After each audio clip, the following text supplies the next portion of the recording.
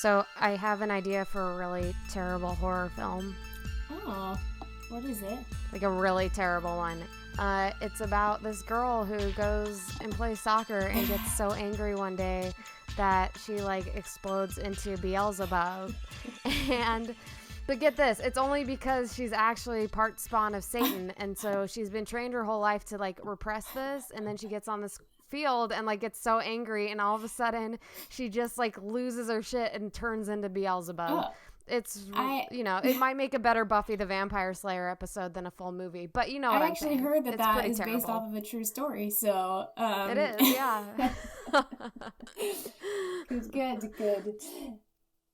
Lora sent me a video message the other day telling me about how she threw it down on the soccer field for the first time. That inspired my terrible horror film do you know what's funny is after I did that, back up. Okay, I've been playing soccer my whole life. Played in high school, played in college. I now play intramurally just for fun. And I've never gotten in a tussle. Yes, a tussle ever. And I have had girls yank my hair and pull me to the ground. I've had girls flip me over flags, slam me into walls, and I've never just like gotten in someone's face. You know, I've just like, all right, just keep playing.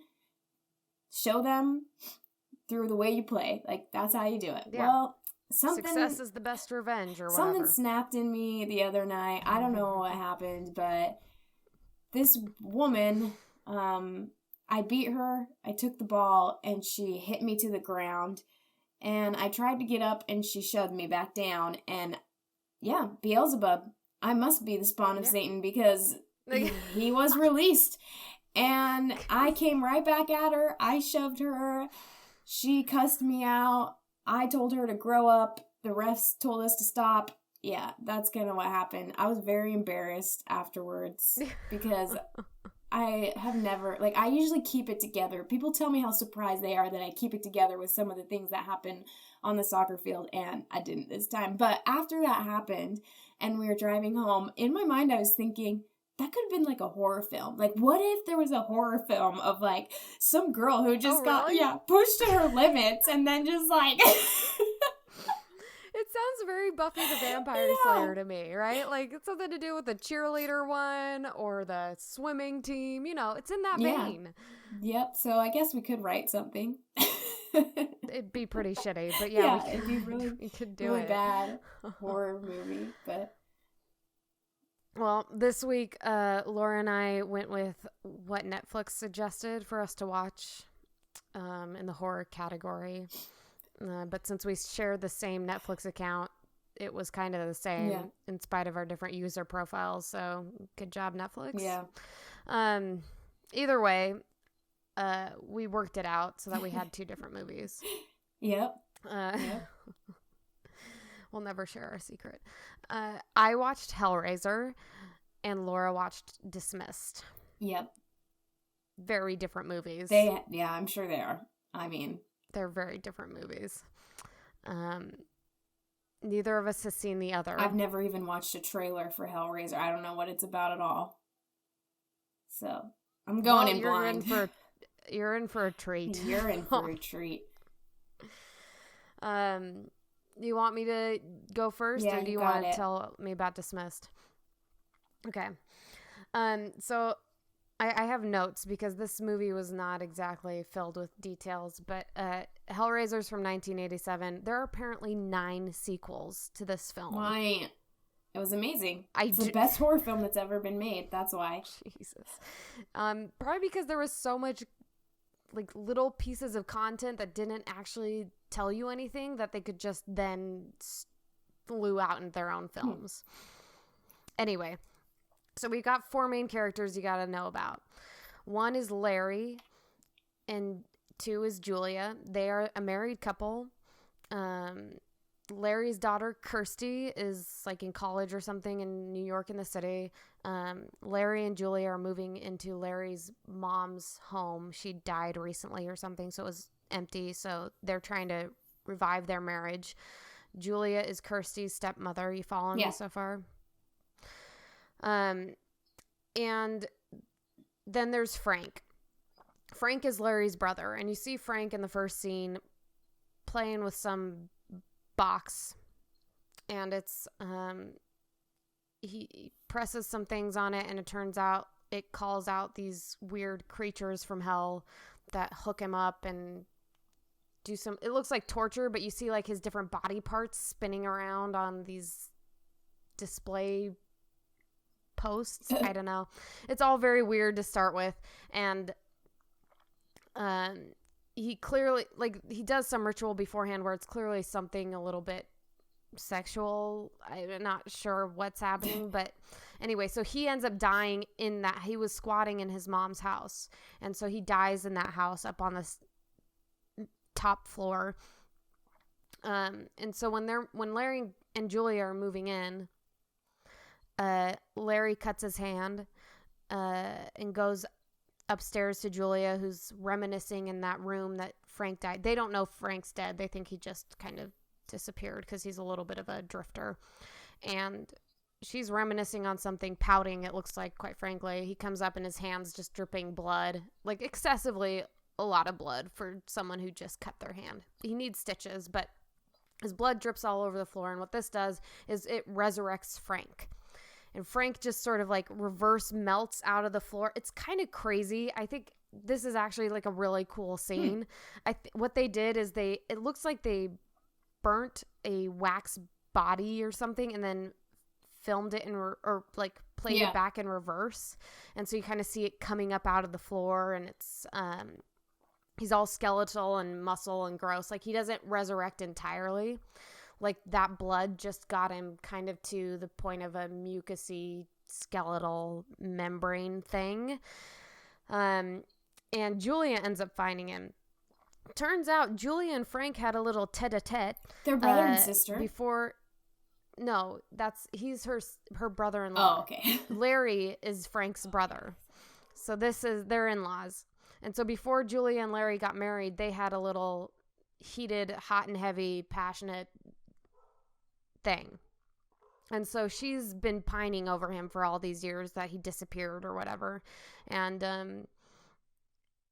I mean, this is kind of where it goes. He wants to be fully human again. The only way he figures out amazingly quickly, in order to resurrect himself into his full form, he needs more bodies. He needs more blood, because Larry's blood got him to this point, so that means he needs more blood. So of course she's like, I'll do anything for you, Frank. Oh, Frank. Whatever you need. Oh, Frank. Happy to help. So she ends up going to like these different bars to collect dumpy businessmen who think that why not have a quickie with a stranger in the afternoon whom I don't know. And so she ends up murdering them to help Frank get back to full form. It comes down to, there are certain points where it looks like she's going to have to kill Kirsty, her stepdaughter, because Frank is also, he's very gross just when you look at him, but also in the sense that he's pervy and like says some sick things about Kirsty, and because she's his niece, he wants to be gross with her.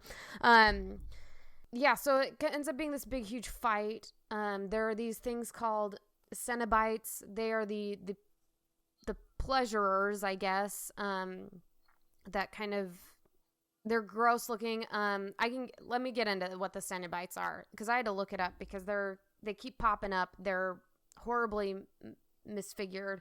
They're apparently these demons from Leviathan. They used to be human beings, but they ended up at Leviathan, and they just spent so much time being pleasured that like they got to this point where they don't know, like their pleasure is very much torture. They're like a constant orgasm.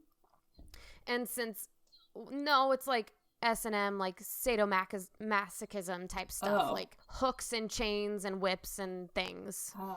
But more intense than the Rihanna song. I may be bad, but I'm perfectly good.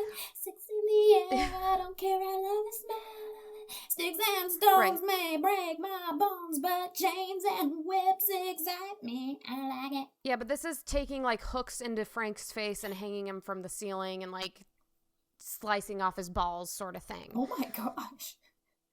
Yeah. So they're former humans. They're now demons. They're dedicating to exploring the limits of human sensation, which is primarily sadomasochism. Okay. So they're 50 Shades of Grey on steroids. Completely. I'd love for Christian Grey to watch this film and give us his take. Like, is this really where you want to end up, buddy? Because you're down that path at this point. Need to be? Is this... Because you need to stop at some point. You can become these psycho Cenobites. So anyway, this box that I talked about at the beginning, that Frank, it's kind of, what are those, like a Rubik's Cube, but not so colorful and happy. It's called the configuration box, and it breaks open into this other dimension that releases the Cenobites. And some people who open it have like the right qualities, I guess, and become Cenobites, and others are just subject to the Cenobites' weird experiments, i.e. Frank.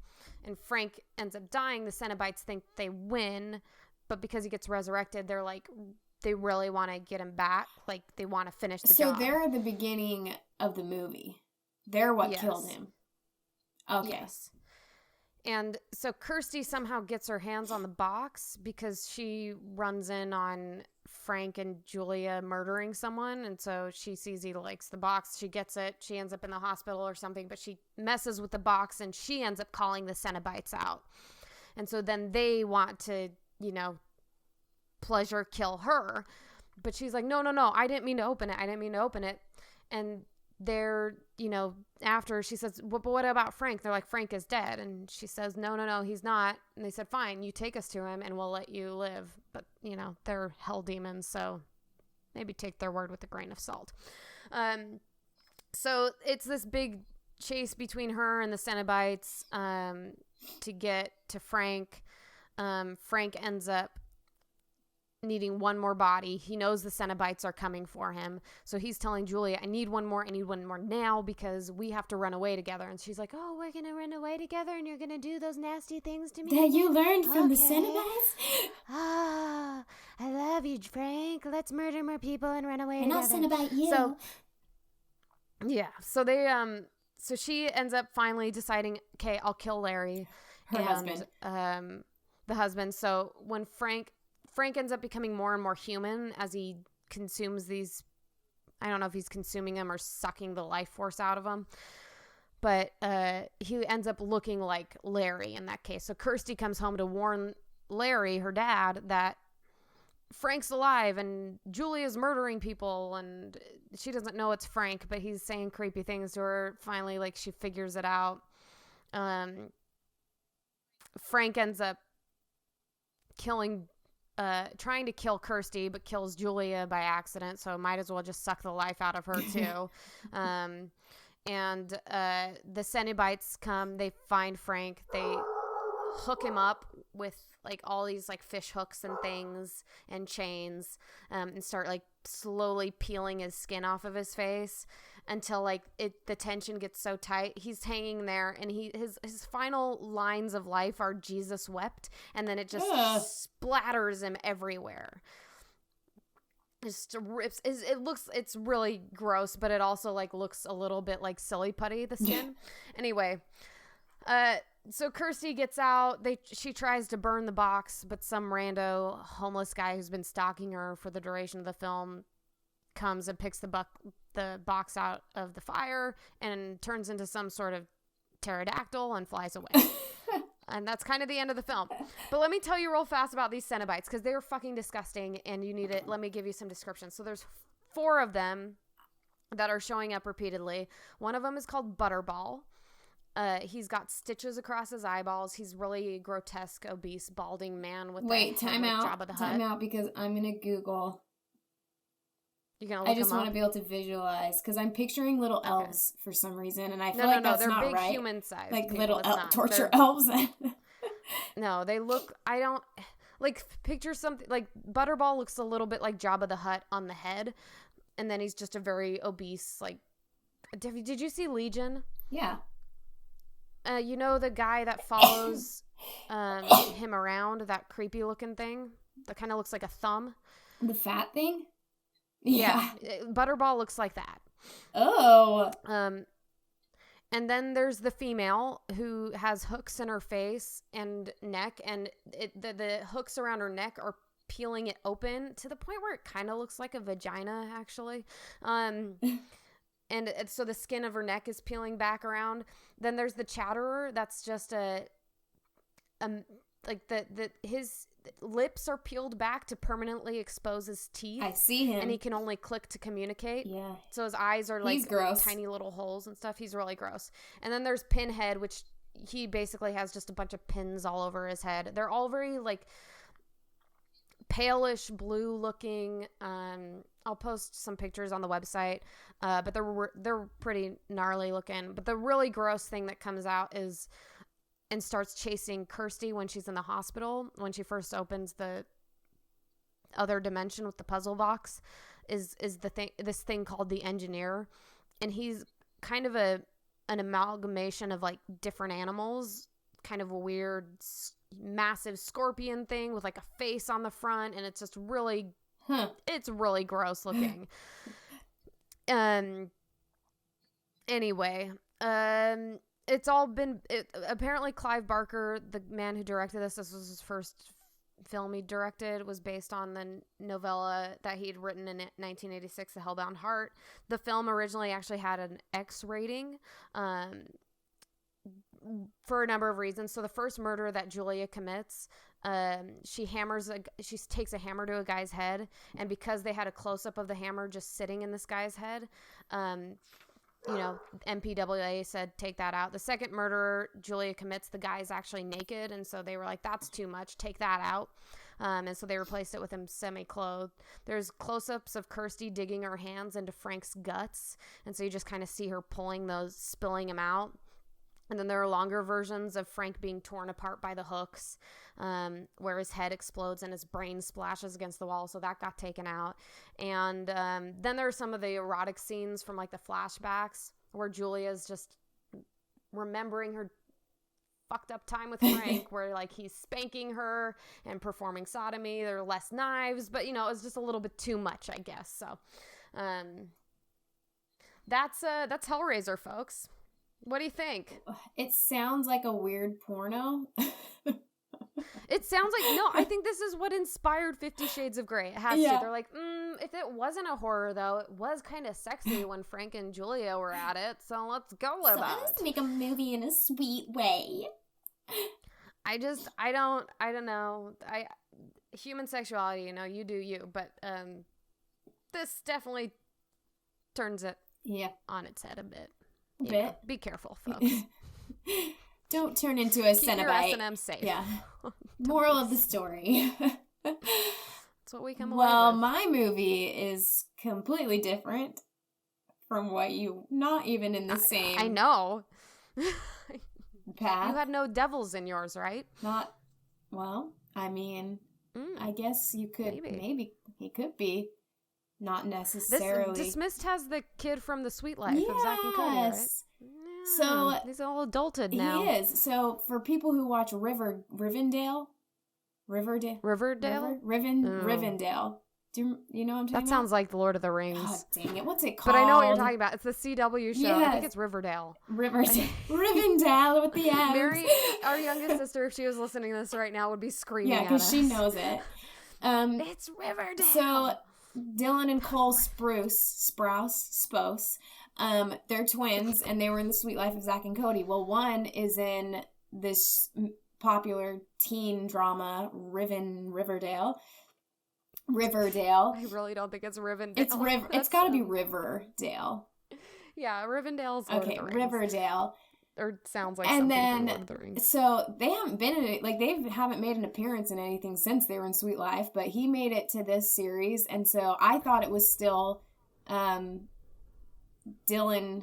Sprouse in this one, because they're identical. Like they look the exact same. But I looked it up, and it's actually the twin brother who's not in Riverdale who plays the main character, Lucas, in Dismissed. So it's fun facts with Laura. It's the other brother. He's back. It's the other brother, not the Riverdale brother. I actually think this brother is a better actor in than in Riverdale. But anyways, So this movie does not have a lot of depth or substance. So let's just get right on. Oh, so you're a big fan, Let's just get right into it. Okay. The movie starts off with high school teacher Mr. Baker teaching his English class, and he's super bummed because nobody's paying attention to his exciting stories of crime and punishment, and everyone's texting and talking, and he's like, that's exactly what they're doing, and he's like smiling like, don't you guys find this riveting? And they're like, bell rings. They leave. So he's sad, goes home to his wife, is like, nobody likes me, teaching sucks. He goes back to school the next day, and someone walks into his classroom, and it's Lucas, this put together, has a briefcase, wears a nice suit to class kind of kid, and he's like... It's an adult teenager? Yeah, and... Like a freaky one? Yes, pretty much. And he comes in and he's like, hello, I'm new to your school, and he puts this big binder on Mr. Baker's desk, and Mr. Baker's like, what is this, Lucas? He's like, I did all of my assignments from the syllabus. I'm caught up. And Mr. Baker's super pumped. Like, oh my gosh, this kid did extra work that he didn't need to do. He loves English. He's going to make it all worth it. And he's so excited. Like, the guy who plays Mr. Baker is this cute little chubby 35-year-old guy. And he just is so nerdy. But he's super excited because he starts asking questions in class, and Lucas is very engaged. And Lucas has all of these aspirations to get to Harvard. He's very OCD, very put together, and very smart. He's very analytical with anything he answers. So Mr. Baker's just like, this is the best thing ever. I have a student that cares. I think I can mentor him. He joins the chess club, and... Of course, Mr. Baker's obsessed with chess as well, and things are looking pretty great for Mr. Baker. He goes home to his wife and new baby and tells them how excited he is about Lucas. Well, guess what, Mr. Baker? Things are not going to look up for you, because Lucas, that's right, he's a psychopath. So next... Anyone with the name is Lucas is a psychopath. Sorry, anyone named Lucas, but you it's have just, like, to know. It's kind of a, like... You know, just go by. Just Do you go remember that by kid Luke. from karate class? Yeah, like every Taekwondo years Lucas ago? I've ever met. Like, He was super go by gross. Luke if you have to. But so the next day, that's when you kind of see things start coming out from Lucas. He's on the chess team, and he's clearly the best. He beats the first seat kid. But Mr. Baker says, okay, you're still second seat because you're new. So Lucas is like, that doesn't make sense. I just beat your best player. And he's like, yeah, but you're new. So Lucas attacks this kid. He blows his eye up with science. He blows up a single eye? Well, he mixes some sort of chemical and chemistry class, and they're partnered up, and the kid looks in the telescope, and boom, the thing blows up. So now he's first seat in chess club. I just imagine somehow he got like a dropper into one eye or something, and that just like exploded in the hole. He does use a dropper, but it's in the little thingy. I see. So that's the first thing of Lucas that you see. Oh, he be crazy.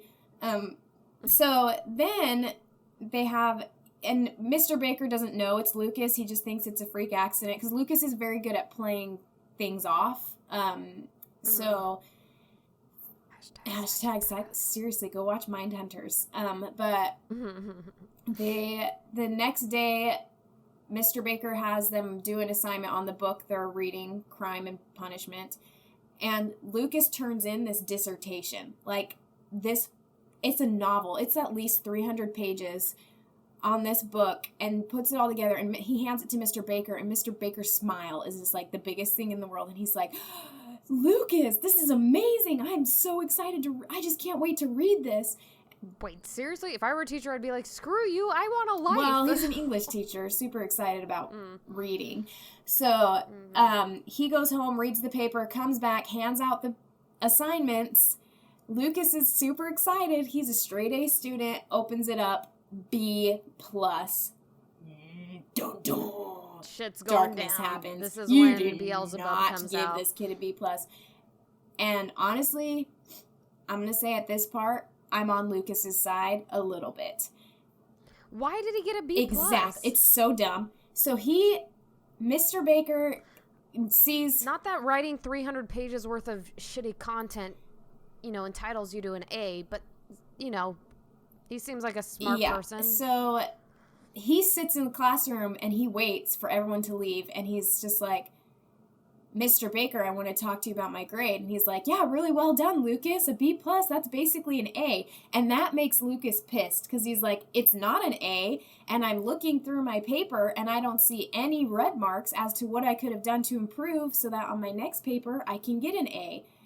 And Mr. Baker, like, kind of rolls his eyes and goes and sits next to him. And he's like, well, your thesis is not very supported. And Lucas just, like, throws down the hammer and is like, in this page, blah, blah, blah, in this page, da-da-da-da-da. So basically, Lucas's theory, what his thesis was that the villain of the book was actually the most honest character. But Mr. Baker disagreed. And so since his viewpoints did not follow Mr. Baker's, he got a B+.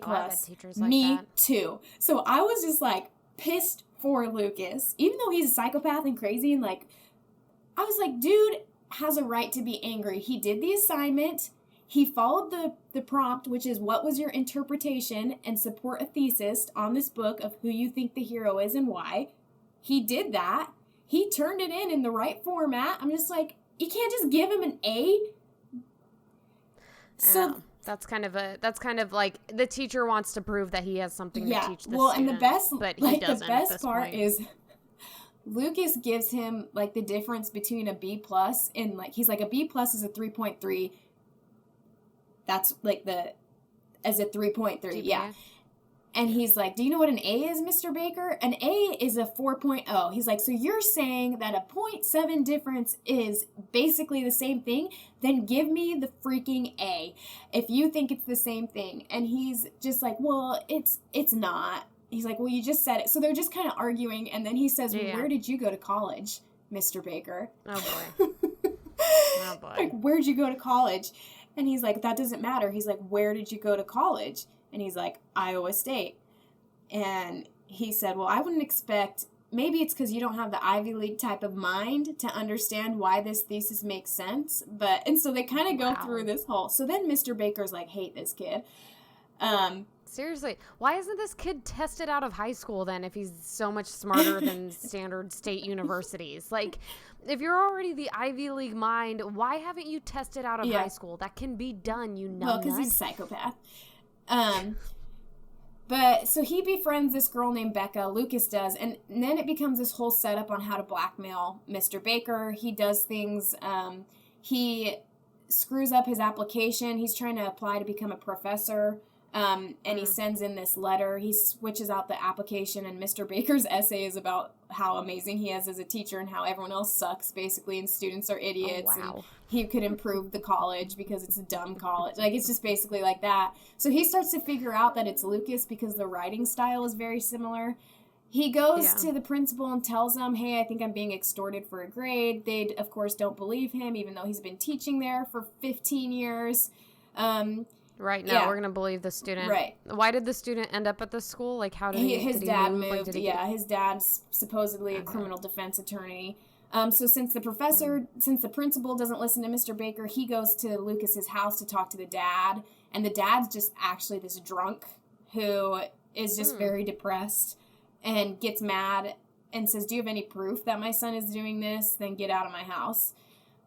So he kind of, even his wife doesn't really believe. It's so weird because Mr. Baker at the beginning is just this really sweet and everyone loves him, but as soon as he goes to people to tell them the truth instantly, no one believes him, which is really annoying. He finds out that Lucas did this to another teacher at a different school.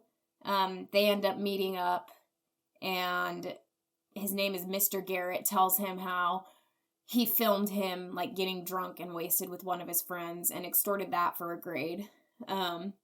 So after Mr. Baker finds this out, he switches Lucas's grade to an F, which that's not allowed. Okay, well, that seems like, all right, if this kid is already, like, causing you this many issues, like, I'm with you. Let's, like, hold to principle to a degree, but at the same time, it's one student. He's not an actual dummy. Yeah, and he's not lazy either. If he's this psycho about a grade, then he's not lazy. He's doing the work. Give him the goddamn grade. Who so he gives him an F, So that just sends Captures. Lucas all the way over the edge. So Lucas convinces his best friend Becca that she's in love with Mr. Baker. I don't know how he convinces her that. And that Mr. Baker's getting a divorce and that she should go hit on Mr. Baker. So she's just like, okay. So stupid. Why are the women in these horror movies Idiots? so dumb? You've got Becca and Julia in both of these completely different ends of the spectrum of horror films, and they're both just like, okay, lover, I do whatever you say. He loves me? Okay. So she's like, oh, Mr. Baker, what are you doing? So he's alone in his classroom at night, of course, with the lights dimmed down. Like, why is he turning the lights out while he's cleaning things up? I don't know. So she comes in and is like, oh, David. And he's like, my name is Mr. Baker to you. She's like, but David, oh, you're so lonely. And he's like, no, I'm not. And she's all like, I'm sexy. Touch me, Mr. Baker. And he's like, get out of here. And she's like, what? You don't want me? And she cries and walks out. I was like, I don't understand. So she leaves, and he's just kind of like, what in the world just happened? Because he's not a very good looking guy. So he's kind of like, this doesn't happen to me. Oh my goodness. So she's crying, and Lucas walks into the classroom after it's empty and grabs a camera because he was trying to catch him. He thought that he would be seduced. Right. We all saw that coming. Yeah, so Lucas looks at the camera, sees that Mr. Baker doesn't fall for it, and is really angry. So he calls Becca and says, meet us at our place, which their place is on the roof of the school. And she's crying, and she's like, why'd you tell me he likes me? He doesn't like me. He totally rejected me. He's like, no, he's just scared and shy. That's what men do. He's like, you need to write him a letter because that's the best way to get him to notice you and to feel safe. And you need to apologize, but tell him how much you love him. So he has her write this letter that's like, our love burns for each other. We shouldn't have done what we did, just like a lie, basically. Oh, yeah. But he makes it sound very poetic. So she's just like, this is so beautiful, Lucas. So they cuts out. You have her write the letter, and then it goes into the principal's office, and you see Mr. Baker walk in, and they're like, with a detective, we need to talk to you. We found this letter. And he's like, okay. And they're like, do you know Becca? And he's like, yeah, she's one of my students. They're like, well, she just jumped off a roof and killed herself. Plot twist. What? And we have this letter that says, you guys were being too close. And he's just freaks out at that point. He's like, and he's like cussing Lucas out in front of the principal. He's like, this psychopath kid, he's trying to set me up. And they're like, Mr. Baker, Lucas is a very good student. He would not do that. So you're crazy and you're fired. And he's just like, okay. So then it flashes back. He's like, Lucas killed her. She didn't jump. He got killed because he's crazy, blah, blah. They show Lucas killing her right after he says that. He pushes her off the roof. Thinks he's... Did she, try to not go along with the plan or something? The plan was because she knew that Mr. Baker had done nothing wrong, and she kept telling Lucas that, he didn't even try to touch me. He didn't even, find me sexy. I see. So she would have blown right, the so cover. The fact that he killed her, and she wrote, this suicide love note is what made it look like Mr. Baker did do all that, because she ended up killing herself, air quotes. So the principal brings Lucas in, and he's fake crying. He's like, she was my best friend, and I love her so much, and I can't believe that Mr. Baker was such a creep. And the principal's like, oh, bless your heart. And Lucas is like, well, yeah, he has it out for me because he gave me an F. And the principal's like, he gave you an F, you're the best student. I will give you that A. And so she gives him an A, and he's super excited. But boom, turns out Mr. Baker gets his camera, and he proves to the school that he didn't do anything. So he steals Lucas's camera by going to his house and taking it, finds out from Lucas's dad that Lucas is actually a psychopath. And he used to practice filming himself when he was a little kid, emotions. So he'd be like a 4-year-old, and he'd have a video camera, and he'd be like, sadness, and make a sad face. Anger, make an angry face. Happy, make a happy face. And he talked about how sadness was the hardest one for him to mimic. So Mr. Baker takes that camera, brings it to the school. They're all really angry, and they're like, you have a restraining order, Lucas. You're expelled. You failed everything. Your life is over, basically. So Mr. Baker's all hunky-dory, I've won, goes up to Lucas and is like, you suck, dude, ha ha ha, basically, very mature, in your face, child, and leaves, goes home to his wife, and is like, we're all great, things are good, I'm gonna go take a shower so we can have sex. She's like, sounds good, honey. Thanks for being clean. So he goes and showers, boom, Lucas breaks into their house, he comes out of the shower, baby is gone, wife is dead, choked out. So Mr. Baker goes ape and drives to the school, and Lucas is there just like, why couldn't you just give me an A? Like, all of this would have been... Right. None of this would have happened, if you just would have given me an A. For something going poorly, think, if I don't give this kid an A, he could murder 6 people. Yeah, I'm gonna give it to him, a lot of people. I should have seen this coming. Yep, should have known. So he has the baby and he has a pen and he's like, I'm going to stab your baby through the brains. Like, if you come near me, you need to tell me, like, I'm the teacher now. You tell me. This is the dumbest scene of the whole movie because he tells Mr. Baker to sit in a desk. So Mr. Baker's like all angry, sitting in the desk, watching Lucas complain and being like, you should have just done what I said. I have goals. I need that A, blah, blah. And then he turns to write on the board, and there's a paper on the desk, and Mr. Baker throws the paper at Lucas, and Lucas is like, ah! The paper is what foils the plan? So he's like all disoriented because he threw papers at him. He's like, ah! So Baker jumps out of his desk, and he throat chokes him, and is just like, ah! I'll kill you. And like Luke is like, stop it, and then stabs the pen in his face, and he has the face stabbed in his pen, and they're yelling. Is and then the still detective holding on to the baby at this point? No, the baby's in the carrier. Oh, okay. So the baby's fine, just crying. Okay. A little bit weirded out. So then the detective walks in and is like, Mr. Baker, stop it. And so he releases him. Lucas gets handcuffed, and then Mr. Baker, he turns around as he's walking out. He says, Lucas, you've been dismissed. And then it ends. That doesn't happen, but that would be good, funny. Though. That would have been good. I was going to say, I was like, wow, that's really on the nose. Really... No, that's how it ends. So Mr. Baker loses everything just because he wouldn't give his student an A. So that's the moral of the story, I think. I think so. It's, Teachers, stop being crazy. If your students don't agree with your theory, but they do the work, give them the A. Also, let's assume that there are some students out there that are probably smarter than their teachers. Obviously not the vast majority. I've seen the public education system. But I will say that there are some of them out there that are probably smarter, are also probably psychopaths, and for your own safety, it's like when you're getting mugged. Give them your wallet. Don't like try and reason with them. Yeah. Don't try and fight back. Give them what they want. If somebody wants don't get stabbed. And then go tell someone. Yes. Do what they want, then go talk to the principal. Yeah. Okay? Don't say, it's my wedding ring. You can't have my wedding ring. Ugh. You're gonna get killed. Yes. Give them your freaking wedding ring. That's okay? right. Lessons but learned also, from the ritual. Administration. If you have a teacher that has been in good standing for 15 years and has never had a complaint about him, and he comes to you and says, I think I'm being extorted by this student, don't go, that student's amazing. Is something wrong with you, Mr. Baker? You're not okay. Nothing's wrong. Like, what? Believe your freaking teachers. I don't know. Sometimes that can get twisted too, though. If it's someone that has never, ever had a complaint about a student in 15 years. Secret side in the shadows, man.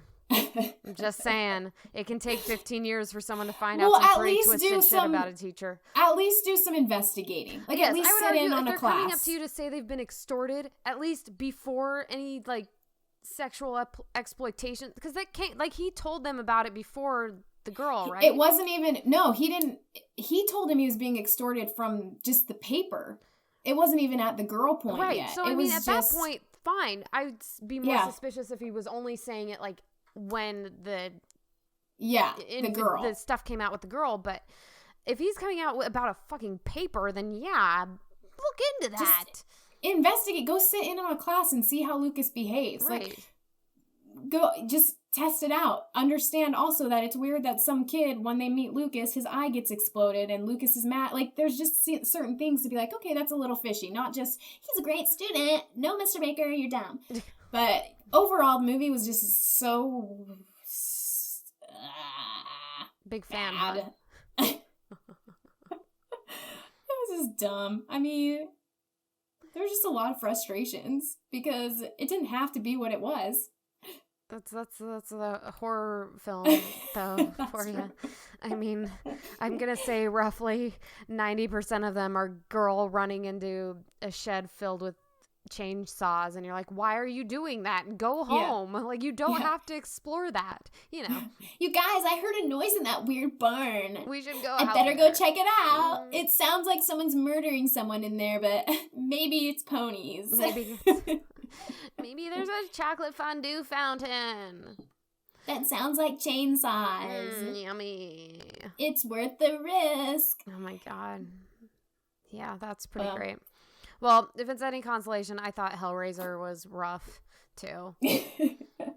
Just because the more interesting part of Hellraiser was me actually, like, reading up on it afterwards to understand what the Cenobites were and, like, the history. Like, but otherwise, I'm sitting there, I'm just like, what the fuck is this? Sadomasochism. Like, just, like, really gross monsters. The monsters were gross, and they were great in that sense. Like, I'll post the pictures of them, but...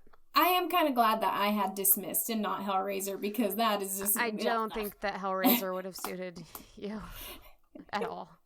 I can't say it suited me, but I made it through it. That's right up. That's my jam, man. Not my jam. I have a very hard time empathizing with the S&M stuff. Yeah. Anyway. Do we have a ding, ding, ding, we ding, do. ding? We have... It's Grim, and it's Tera, and it's together. Tera's Grim Corner, Grim Story. I like how the intro song to the Grim story I share is different every week. I think that's something we should keep up. And then, you know... Before we die, we'll make a compilation of all the Grim... All of them. Songs that all the songs I make up for you every time you're going to tell a Grim story. All right, let's hear it. Let's hear it. Okay, so this story by our famous Grimm brothers is called The Wolf and the Seven Little Kids. And the kids in this case are baby goats, because that's what a kid is. Yeah. So you've got an old mama goat with 7 baby kids. She has to go into the forest one day and warns the kids that, hey, be careful. I'm going to be in the forest. There's this wolf around. He'll totally devour you if you let him in. So just make sure you don't let him in. And he tends to disguise himself, but you'll know him. You'll know him because he has a real rough voice and dark black paws. Okay? Great. So mom goes to the forest, and the kids hear a knock on the door, and whoa, it's the wolf. Go figure. And the wolf's pretending to be the mother goat and saying, oh my God, you guys, I'm back from the forest, and I have treats for you guys. Let me in. And they're like, no, it's you, the wolf, because you have a rough voice. So I probably should have done that voice deeper, but a little bit different. Hey, you guys! That voice is super rough. Hey guys, it's me, your mother. Yeah, there we go. Mom is home, babies. I'm home for you. And I've got treats. Okay. Anyway. Then they get... so he goes into town and buys some chalk and swallows it, and that softens his voice. So he goes and knocks on the door again, and he says, hello, children. That's what I imagine my throat would sound like with chalk. Hello, children. I'm here with treats for you from the forest.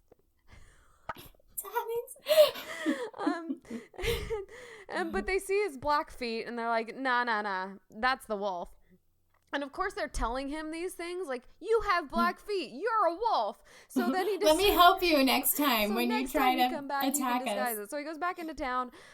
He goes to a baker and has them rub dough on his feet, and then goes to a miller and asks him to put white meal on his feet.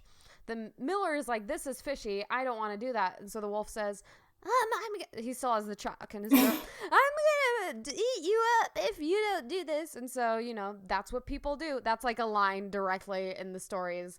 That's how people are. They do these things. And so he puts he puts the mill on his feet, and so the third time the wolf gets in, and the kids go hide in different places once they figure out it's the wolf and not their mom. He swallows all of them whole except for one, the youngest, who happened to hide in the clock. So Mama gets home and sees the home in disarray, and she finds her youngest kid who's like, the wolf came and ate everybody, Mama. And she's like, oh, we gotta go find this wolf. And so they go into the meadow where the wolf is like stoned because of all of the food he's just eaten. He's in a food coma. But she sees his belly is moving. She's like, aha, the kids are alive inside. So she goes and gets some scissors and needle and thread and cuts them open. The wolf is sleeping during all of this, of course. And all of the kids just spring out of his belly just because he swallowed them whole. Make sure to chew your food, people. Yeah, that's the moral of otherwise, the story. The live baby goats that you eat will live. So instead, she's like, well, he's still asleep, guys, so go grab some heavy stones and we'll put him in his gut. So they put heavy stones into his belly. They sew it up. He wakes up really thirsty and he's like, oh, something's not right. Oh, my belly feels weird. He goes over to the well. He tries to take a drink. He falls into the well and drowns. The end. Strange thing about that is that probably just leaving him with his gut open would have just had him die anyways. Yeah, they didn't have to go through all the work of putting stones in him, sewing him back up, and then maybe he falls into a well. Either that, or maybe we've got to look into the ingestion of live baby goats as a different form of anesthesia, because he did not budge while being cut, stoned, and sewn up. If your stomach is cut open, you eventually will bleed out. And so they could have just got the babies out and left. You would think so. They didn't have to sew them back up. I mean, jeez, I don't baby know. Goats, why are you doing that? I just don't get how he can drown and not wake up when he's being cut open. Well, the whole thing is crazy, but that's grim. That's grim for you. Grim stories. All right. Well, we're going to skip the next couple weeks because I am going to Europe and Laura is going to Hawaii. So we will be back at some point in March. Yep. And I'm going to go check out the catacombs in Paris. So I hope to have some scary stories to relay back. After that, Laura's going to find some Hawaiian zombies. I don't know. It's all up in the air. Yeah, you know. You never know. Well, we are the Sinisisters. I'm Lora, and the other one is Tera.